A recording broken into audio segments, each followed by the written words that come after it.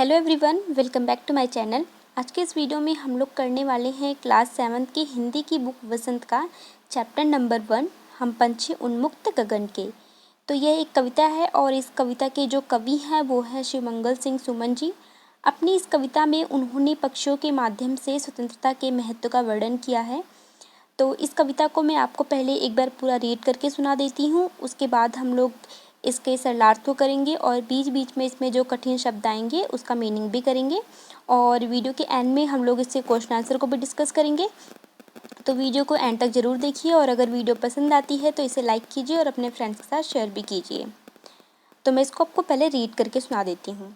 हम पंछी उन्मुक्त गगन के, पिंजरबद्ध न गा पाएंगे, कनक तेलियों से टकराकर पुलकित पंख टूट जाएंगे।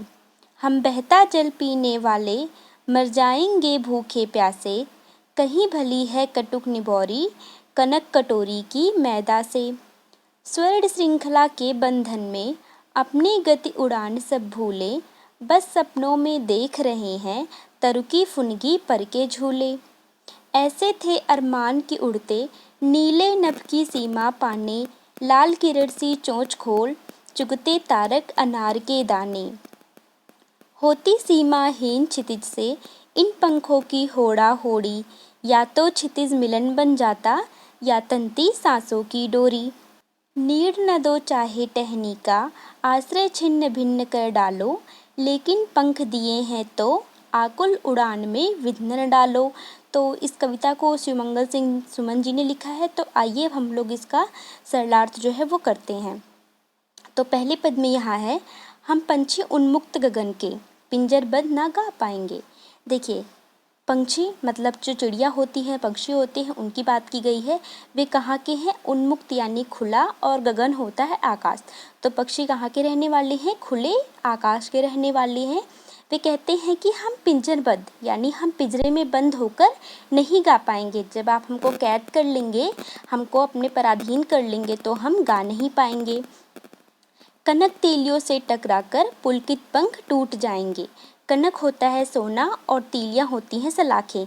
तो पक्षी कहते हैं कि जो सोने का पिंजरा होगा उसकी जो तीलियां होंगी उससे टकराकर हमारे जो पुलकित यानी जो हमारे अभी अभी जो पंख आए हैं, जो खुशी से फड़फड़ा रहे हैं, उससे टकराकर हमारे पंख क्या होंगे? टूट जाएंगे। फिर अगले पद में कहते हैं कि हम बहता जल पीने वाले हैं।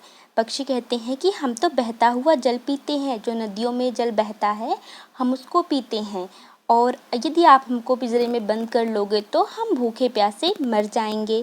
फिर वे कहते हैं कि कहीं भली, भली होता है अच्छा, कटुक होता है कड़वा, और निबोरी होता है नीम का फल। तो फिर वे कहते हैं कि कहीं भली है कटुक निबोरी, कनक कटोरी की मैदा से, यानी नीम का जो कड़वा फल है वो कहीं ज़्यादा अच्छा है किससे? कनक होता है सोना और कटोरी की मैदा से, यानी सोने की कटोरी में रखा हुआ जो मैदा है उससे कहीं ज़्यादा अच्छी है क्या? कटुक निबोरी यानी कड़वा नीम का फल। तो यहाँ पर पक्षियों का कहने का यही मतलब है कि यदि आप हमको पराधीन कर लेंगे, आप हमको पिंजरे में बंद करके सोने की कटोरी में मैदा देंगे तो भी हमें वो पसंद नहीं आएगा। उससे ज़्यादा अच्छा हमको क्या लगेगा? यदि हम स्वतंत्र हैं तो हम नीम का कड़वा फल खाकर भी उससे कहीं ज़्यादा खुश रहेंगे। फिर आगे वे कहते हैं, स्वर्ण श्रृंखला के बंधन में अपनी गति उड़ान सब भूले। स्वर्ण यानी सोना और श्रृंखला होता है कड़ियाँ। वे कहते हैं कि सोने की कड़ियों में, बंधन यानी बंध कर, सोने की कड़ियों के बंधन में जब से हम बंधे हैं, हम अपनी गति यानी अपनी जो चाल है और अपनी उड़ान यानी जो उड़ने की कला है, जैसे हम उड़ते हैं, वे सब हम भूल चुके हैं।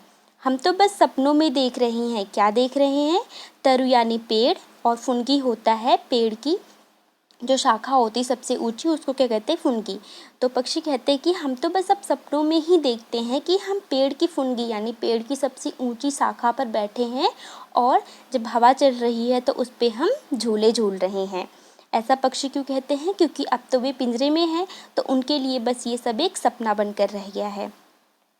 तो अब आगे जो पक्षी है वे अपनी इच्छाओं के बारे में बताते हैं कि ऐसे थे अरमान की उड़ते। अरमान यानी इच्छा, मन की इच्छा उनकी कैसी थी कि नीले नभ यानी जो है नीले आकाश की वे सीमा तक, यानी उसकी जो बाउंड्री है, उसकी जो एक रेखा है, अंतिम छोर है, वहाँ तक वे पहुँचते।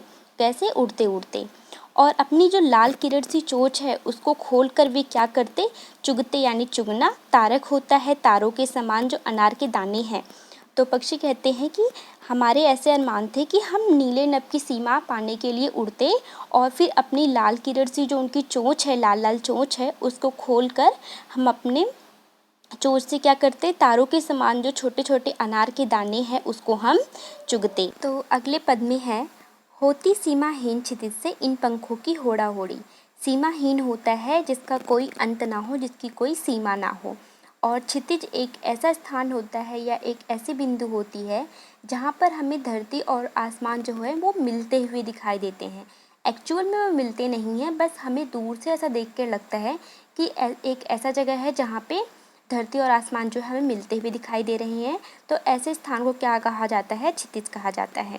तो पक्षी कहते हैं कि उस सीमाहीन क्षितिज तक पहुंचने के लिए हमारी इन पंखों से क्या होती, होड़ा होड़ी यानी प्रतिस्पर्धा होती। हम कंपटीशन करते कि हम उड़कर उस क्षितिज तक पहुंच जाएंगे।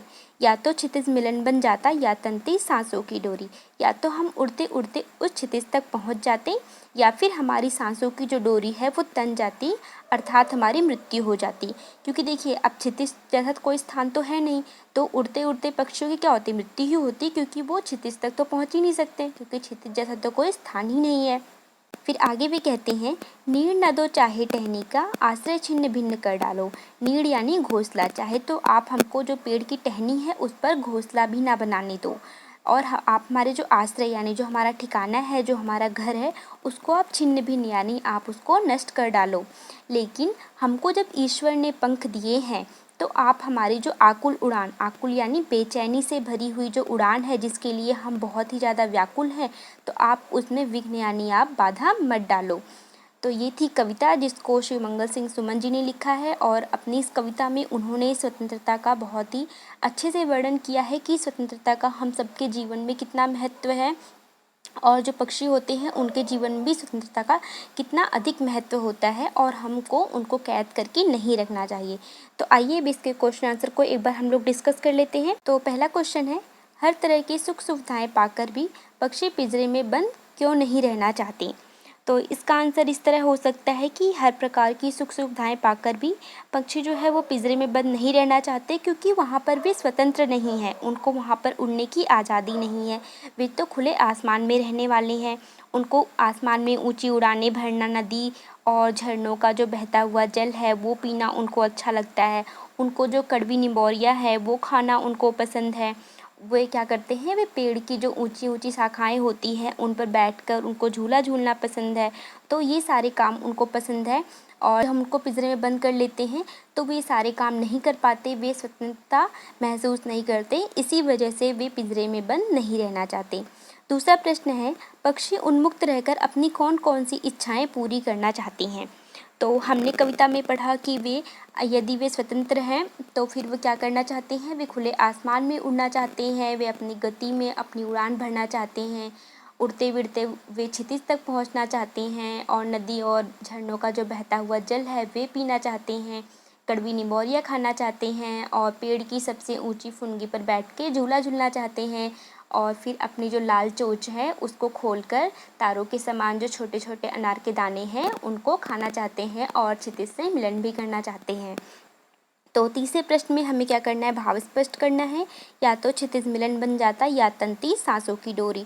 तो इसको अभी अभी हमने कविता में किया है कि क्षितिज से या तो उनका मिलन हो जाता या फिर उनकी सांसों की डोरी जो है वो तन जाती। इस पंक्ति में जो कवि है पक्षियों के माध्यम से यही कहना चाहते हैं कि यदि वे स्वतंत्र होते, यानी पक्षी जो है यदि स्वतंत्र होते तो वे क्या करते, क्षितिज से होड़ लगाते, अपने पंखों की होड़ लगाते कि वे क्षितिज तक पहुंच जाते। यदि वे वहां तक नहीं पहुंच पाते तो फिर वे उड़ते उड़ते मर जाना पसंद करते हैं।